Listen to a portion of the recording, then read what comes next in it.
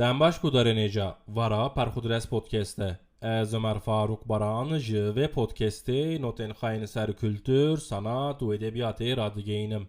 و ساعته و دقیقه اون لکبن به دنگ خواب و رامه جان ژاک روسو د خاطرین خدا بحثا معلمک خایا سرت ککو وی د زارلغی خدا دلدایی که لگور گوتونا روسو و معلمه تم چود دستان در لوی دخستیه لیوی جوه لخستنه لذتک تام دستاندیه دورا پشتی کو مزن بویه چقاس جن کتن حیات روسو وان تجاری کفاوی خاش نکریه ستفنگ زوایک به تثبیت فرویدیان دبیجه با روسو شابه و کیف بکه لازمه جنک چود دستان دا تیر لوخی نکو او بخاطرین خواه وره سر هیس و هشین خواه